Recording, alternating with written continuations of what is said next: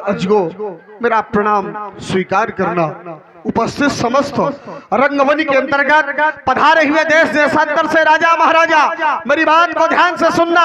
व्यवस्था को व्यवस्थित रखना, अव्यवस्थित करने का प्रयास न करना। यदि ऐसा कोई साहस किया गया तो इस बाणेश के द्वारा उसे व्यवस्थित कर दिया जाएगा।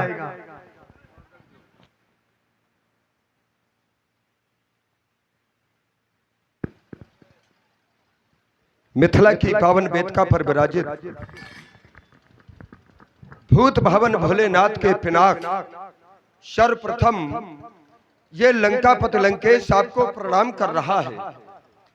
जिस समय आप पर और मैं राजा जनक की ओर दृष्टिपात करता हूं तो आप पर आधारित होकर के और राजा जनक के द्वारा जो ये निर्णय लिया गया है, जो ये प्रतिज्ञा की गई है, ये सीधे रावण के विरोध में की गई है। या ये कह दूं कि रावण को सीधे ये चुनौती दी गई है। किसके द्वारा? और राजा जनक के द्वारा। ऐसा क्यों? ऐसा यूं क्योंकि राजा जनक ही नहीं, जितने सनातन धर्मावलंबी हैं ये सभी जानते हैं कि रावण यज्ञ का विरोधी है। ये सभी जानते हैं। और राजा जनक ने क्या किया? यहां पर ये जानने के बाद भी कि रावण एक सार्वभौम सम्राट है और रावण की विधा है नहीं हरि भगत जग तप ज्ञाना, यज्ञ नहीं हो सकता। और रावण यदि सुनता है कि कहीं यज्ञ हो रहा है तो आपन उठ धावई और रहन न पावई, धर सब घालई खीसा, जा करके यज्ञ को नष्ट करता है। और ये राजा जनक जानता है। जानने के बाद भी और रावण के विरोध में यहां पर धनुष यज्ञ का अनुष्ठान ठाना है। तो इससे ये सिद्ध होता है कि राजा जनक के द्वारा ये सीधे और रावण को चुनौती दी गई है और रावण के विरोध में ये कार्य किया गया है। तो आज और रावण भी इस धनुष यज्ञ का विरोध कर रहा है। और रावण के रहते हुए यदि किसी ने भी इस धनुष पर हाथ लगाया तो हाथ लगाने के पहले और रावण के द्वारा इस कृपाण से उस वीर पुरुष के दो टुकड़े हो जाएंगे और दोनों टुकड़ों को उठा करके बलिवेदी पर अर्पित इस रावण के द्वारा होगा। धनुष यज्ञ नहीं होगा। सावधान सावधान सावधान। आप हैं रोहित सिंह ठाकुर साहब। समाज को अव्यवस्थित करने का प्रयास किया गया। कहीं ऐसा तो नहीं कि जिस बात का हमें भय था वो भी मिथिला में आ गया है, और यदि आ भी गया है तो हमें जाकर के उनसे मिलना होगा। ओह, विश्व के वैभवशाली सम्राट कंचन नगरी की इस मैया कह कसी के दुलारे विश्वसर्वानंदन श्री दशानंद जी, जय जय श्री शंकर भगवान की। और आप हैं श्री लल्ला निगम जी। बलपुत्र बाहर, जय जय श्री शंकर भगवान की। आपके द्वारा यहां पर एक चर्चा रखी गई। आपने कहा कि मैं यज्ञ का विरोध करता हूं। आपने कहा कि मेरा एक मूल धर्म भी है कि नहीं हरि भगत यज्ञ तप ज्ञाना। मैंने आदेशित किया कि कहीं हरि की भक्ति ना हो, यज्ञ ना हो, तप ना हो, ज्ञान की चर्चाएं ना हो। उस बात का अनुकरण किया गया और एक संस्कृति के अनुयायियों के द्वारा। परंतु मैं आपसे यह जानना चाहता हूं कि आप कह रहे हैं कि मैं यज्ञ का विरोधी हूं, मैं यज्ञ नहीं होने दूंगा। तुझ भोजन मक होम सराधा, सबके जाओ करो तुम बाधा। परंतु मैं आपसे यह जानना चाहता हूं कि जो आप कह रहे हैं कि मैं यज्ञ नहीं होने दूंगा, तो यज्ञ होने से आपत्ति क्या है? क्योंकि हम धर्मात्मा हैं, और जो धर्मात्मा होते हैं वो यज्ञ ना तो करते हैं और न करने देते हैं। क्यों? एक मैं तुम्हारे घर पर, भैया इसका इको कम कर दो थोड़ा, इतनी दूर से मैं बोल रहा हूं, आप समझ रहे हैं। मैं एक घर से तुम्हारे चोट कर रहा हूं, क्योंकि यज्ञ तो व्यक्ति करता है किस कार्य के लिए? कि हमें अमुक फल मिले, लेकिन परिणाम व्यर्थ में चला जाता है, उसे वो फल नहीं प्राप्त हो पाता। मैं एक तुम्हारे घर से ही उदाहरण दे रहा हूं। तुम्हारे पिता बलि एक यज्ञ की, एक नहीं वो 100वीं अश्वमेध यज्ञ थी। किस लिए की? क्योंकि इंद्रपद उनका स्थिर हो जाए। परिणाम क्या हुआ? यज्ञ का जितना ऊपर जाना चाहता था तुम्हारा पिता बलि, उतना ही नीचे पहुंचा दिया गया। बताइए, जब यज्ञ करने से वो फल की प्राप्ति ही नहीं होनी, तो रावण सीधे विरोध करता है कि भाई ऐसा बीज क्यों बो जिसमें फल ही खाने को ना मिले। और रावण यदि विरोध कर रहा है तो कौन सा गलत कर रहा है? भाई अगर आप बीज बोए हैं, निश्चित है वृक्ष तैयार होगा, और जब वृक्ष तैयार होगा तो उससे पूछो जो वृक्ष को तैयार करता है और बेचारियों को फल खाने को न मिले, तो उसके हृदय से पूछो। तुम अपने बाप से पूछा है जाकर के कि तुम्हारे हृदय में क्या बीत रही है? यज्ञ किस लिए की? एक यज्ञ नहीं, 100 यज्ञ की। एक यज्ञ करना मुश्किल हो जाता है, 100 यज्ञ करने के बाद भी परिणाम नहीं मिल पाया। देखिए, ये जब व्यक्ति की दृष्टि में दोष होता है तो उसे साफ नहीं दिखाई देता है। उसी प्रकार से आपकी दृष्टि में दोष है। आपने कहा कि हमारे पिता ने एक नहीं 100 अश्वमेध यज्ञ की, प्रतिफल क्या मिला? इंद्र के पद का प्राप्त करने के लिए जिसने 100 अश्वमेध यज्ञ की, वो उतने ही नीचे चला गया। तो ये आपकी सोच है कि वो नीचे चले गए। वो नीचे नहीं गए। व्यक्ति यज्ञ करेगा, पुण्य करेगा, धर्म करेगा, तो क्या वो नीचे जाएगा? वो ऊपर जाएगा, नीचे नहीं जाएगा। ऊपर क्या? जिस हेतु यज्ञ की गई थी उससे कहीं अधिक उन्हें फल प्राप्त हुआ। आपके द्वारा बताया गया कि इंद्र का पद प्राप्त करने के लिए हमारे पिता के द्वारा यज्ञ की गई। जिसके घर में स्वयं भगवान आ जाए, उस 100वें अश्वमेध यज्ञ में स्वयं भगवान विष्णु को 52 अंगुल का रूप बना करके 52 के अवतार में आना पड़ा। तो इंद्र का पद प्राप्त करना अच्छा है कि स्वयं भगवान का प्राप्त करना अच्छा है? तो क्या यज्ञ करने का प्रतिफल अनुचित हुआ कि उचित हुआ? आप बताएं, उचित हुआ कि अनुचित हुआ? भाई युद्ध क्षेत्र में वही लड़ेगा।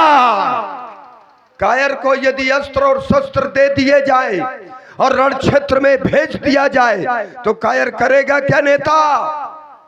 कायर ये करेगा कि अपने अस्त्र और शस्त्र वहीं पर छोड़ आएगा और पीठ दिखा करके भाग आएगा। लेकिन क्या कोई युद्ध नहीं करता? करते हैं। कौन करते हैं? ये रण क्षेत्रों में वही लड़ेगा, ये जिसका बड़ा कलेजा है। अब बातें उतनी वही करेगा जिसके जितना। अब बिना भेजे वाले रावण के सामने भेजे जाते हैं कि जाओ मरो जा करके। कह रहे हैं कि हमारे यहाँ पर स्वयं वो परमात्मा आ गए, तो इंद्र पद से अच्छा तो वो हुआ। अच्छा, कहे संकल्प कहे का लिया था कि परमात्मा की प्राप्ति का कि इंद्र पद के लिए? भाई जो यज्ञ हो रही थी तो संकल्प जो था तो वो कहे का था। संकल्प तो इंद्र पद के लिए था, परमात्मा की प्राप्ति के लिए तो नहीं था। और जब अंगूर नहीं मिल पाए तो खट्टे हैं। स्थिति यही तो हुई। मैंने एक चोट की थी तुम्हारे घर से श्रीमान जी। भाई हम अगर बीज बो रहे हैं आम का, तो हमें मीठा फल ही मिलना चाहिए। अगर नहीं मिल रहा तो फिर वो और रसाल जिसे आम कहते हैं लगाना व्यर्थ है। भाई उसमें बेर फटने लगे तो कोई कहेगा कि तुमने ये बीज कहे का बोया है? बीज तो तुमने यज्ञ के माध्यम से इंद्र पद के लिए बोया था, लेकिन वो नहीं मिल पाया। जितना ऊपर जाना चाहता था इंद्रासन, लेकिन भेजा गया पाताल। जितना ऊपर उतने नीचे पहुंच गया। तो मैंने कहा था कि यज्ञ से उचित परिणाम नहीं मिलता, इसलिए रावण विरोध करता है। एक उदाहरण और दे रहा हूं श्रीमान जी। और राजा जनक और तुम्हारे पिता बलि ने जो यज्ञ की, एक ही यज्ञ ये भी हो रहा है, धनुष यज्ञ, और ये सकाम भाव से हो रहा है, क्योंकि राजा जनक चाह रहे हैं कि यदि धनुष यज्ञ संपन्न हो जाएगा तो हमारी बिटिया का विवाह हो जाएगा। तुम्हारे पिता ये चाह रहे थे कि यदि ये यज्ञ हमारा पूर्ण हो गया तो हमें इंद्र पद प्राप्त हो जाएगा, स्थिर हो जाएगा। लेकिन एक ऐसा भी व्यक्तित्व हुआ जो बड़ा धर्मात्मा था, और उसने अपने जीवन में जा लगी कहे पुराण श्रुत, जहां तक वेद और पुराणों में यज्ञों का वर्णन आया, हो सकता है यहाँ की सुधी समाज है, क्योंकि समय बड़ा ही अमूल्य है, पहुंचाने का प्रयास करेंगे। 12 सहस्त्र नप किए सहित अनुराग, एक एक यज्ञ को उसने हजार बार किया। और कैसे किया? क्या सकाम भाव से? न निष्काम भाव से। हृदय न कछु फल अनुसंधाना, हृदय में कोई भी कामना नहीं थी। परिणाम क्या मिला कि बोले विप्र सकोप तब नहीं कछु कीन विचार, अब हो निशाचर नप जाहि तुम मूड सहित। क्या यही जो है यज्ञ का परिणाम होता है कि हम निष्काम भाव से पूजा करें? और कहा चला गया उसका वो भाव कि करम सदा तई के रखवारी जिम बालक राखे मातारी। अगर ये आ जाएगा कि पूजन करने से, यज्ञ करने का फल यदि निशाचर होना होगा तो कहे कोई यज्ञ करेगा क्या? और इसीलिए रावण विरोध करता है कि यज्ञ से उचित फल नहीं मिलता है। समुद्र में सब मोती ही नहीं, कुछ घोंघे भी होते हैं। ये जरूरी नहीं कि समुद्र में, पूरे समुद्र में मोती ही मिले। समुद्र में मोती ही नहीं, कुछ घोंघे भी होते हैं। ये जरूरी नहीं कि पंडितों में सब विद्वान हो, कुछ पोंगे भी होते हैं। हमको क्या माने हो तुम? इन्होंने कहा कि क्या तुम्हारे पिता को इंद्र का पद मिला? मैंने इनसे कहा कि इंद्र के पद की आवश्यकता क्या, जब स्वयं भगवान मिल गए। देखिए भगवान, मैंने क्या कहा था, मेरी बात को पहले सुनो भाई। यहाँ पर संकल्प क्या लिया गया? क्या भगवान की प्राप्ति का संकल्प? सुनिए, नहीं, ये बात नहीं, जो जहाँ की बात है भाई। संकल्प जो लिया, संकल्प था मैंने आप गुरु शुक्राचार्य के। नहीं, बात वो न रखिएगा, क्योंकि जितना आप कीचड़ में पत्थर मारेंगे तो कीचड़ हमारे ऊपर थोड़ा जाएगा, वो तुम्हारे ऊपर जाएगा। चलिए, हाँ, पहले मेरी बात तो सुनिए। मैं आपके क्रम में नहीं बोला, मैं आपकी आपने उस बात को विस्तृत रूप से रखा, तो मैं उसी बात को सूक्ष्म रूप से निकल करके आपके उसी बिंदु पर पहुंचता हूं। भाई आपने कहा संकल्प लिया इंद्र पद के लिए। भाई मान लीजिए हम किसी कार्य को करने के लिए संकल्प लेते हैं, हो सकता है वो विधि कुछ ऐसी बन जाए कि वो कार्य और उत्तम हो जाए, जैसा हमने सोचा उससे भी उत्तम हो जाता। प्राय व्यक्ति कह देते हैं कि अरे वो तो भगवान की ऐसी कृपा रही, मैं सोच तो ऐसा रहा था लेकिन ऐसा हो गया तो और अच्छा रहा। भाई संकल्प तो लिया था इंद्र पद के लिए, लेकिन भगवान की प्राप्ति हो गई, तो क्या ये अनुचित हुआ? क्या अनुचित हुआ? ये यज्ञ करने से क्या अनुचित फल मिला? उचित फल ही मिला। यज्ञ करने से अनुचित फल नहीं मिलता है। आपने कहा एक राजा प्रताप भानु हुए, जिन्होंने एक यज्ञ को हजार बार किया, लेकिन फल क्या मिला? निशाचर हो गए और परिवार के सहित। आपने वहां पर एक बात बहुत अच्छी कही कि निष्काम भाव से यज्ञ किया। चलिए मैं आपकी बात को मानता हूं कि प्रताप भानु ने निष्काम भाव से यज्ञ किया। यदि प्रताप भानु ने निष्काम भाव से यज्ञ किया तो फिर उसने झूठ क्यों बोला? भाई जैसे जालंधर था, जालंधर ने सभी देवों को परेशान किया, लेकिन फिर भी वो जीवित था, क्योंकि वृंदा का सतत उसके जीवन की रक्षा कर रहा था। प्रतापभान यज्ञों का फल उसके जीवन की रक्षा कर रहा था, लेकिन ये जाकर के कपटी मुनि से झूठ बोला। नाम प्रतापभान औनीसा दास सचोमन सुना हो मुनीसा। तो क्या झूठ बोलना इतना सरल है? चाहे तुम जितने पाप कर लो, उतना अधर्म नहीं होगा, उतना आपको दोष नहीं लगेगा जितना झूठ बोलने में लगेगा। सिद्धांत भी कहता है, नहीं असत्य सम पातक पुंजा, पापों का समूह। नहीं असत्य माने झूठ, पातक माने पाप, पुण्य माने समूह। एक बार झूठ बोलना कई बार पाप कर लेने के बराबर होता है, क्योंकि वो पापों का समूह बन जाता है। तो प्रताप भानु ने यज्ञ तो किया, लेकिन झूठ बोला, और झूठ बोलने का प्रतिफल उसे भोगना पड़ा। अच्छा, यही बात है जो बता रहे हो तुम। अच्छा संदेश है दे रहे हो यहाँ से। आए 16 दूनी 8 और राजनीति का पाठ इनको पढ़ा रहे हो। इनको चाहे पढ़ा दो श्रीमान जी, हमें ना पढ़ा पाओगे। नहीं, जब पढ़ेंगे तो ये झूठ भाई, झूठ बोलना ये किसके लिए पाप है? ये साधारण के लिए। और राजा कोई साधारण नहीं होता है, राजा में देवत्व रूप होता है, और राजा होता है असाधारण। और असाधारण के लिए कहा गया है, सुन महिष असनीति जहाँ तहाँ नाम न कहीं नृप। अपना नाम नहीं बतलाते, जहाँ तहाँ की जो पूछ दे बता दे कि मैं ये हूँ। ये राजाओं की एक नीति हुआ करती है, और प्रताप भानु राजा ने उसी नीति का पालन किया। अगर प्रताप भानु अगर दोषी था, अपराधी था, तो आकाशवाणी होनी चाहिए। स्पष्ट आकाशवाणी हुई कि विप्र श्राप विचार न दीन्हा, नहीं अपराध धूप कछ कीन्हा। या तो आकाशवाणी झूठी, और या तो फिर तुम झूठे। जिन्होंने श्राप दिया ब्राह्मणों ने, वो भी कह रहे कि राजा तुम अपराधी नहीं हो, भूपति भावी मिटई नहीं, जदपि न दूषण तोर किए अन्यथा होई नहीं, विप्र श्राप अति घोर। ये ब्राह्मणों का श्राप है। यद्यपि तदपि न दूषण तोर, तुम्हारा किंचित मात्र दोष नहीं है। और जब प्रताप भान का दोष नहीं, तो फिर अपराधी कौन? अपराधी जबरदस्ती है उसको बना रहे हो।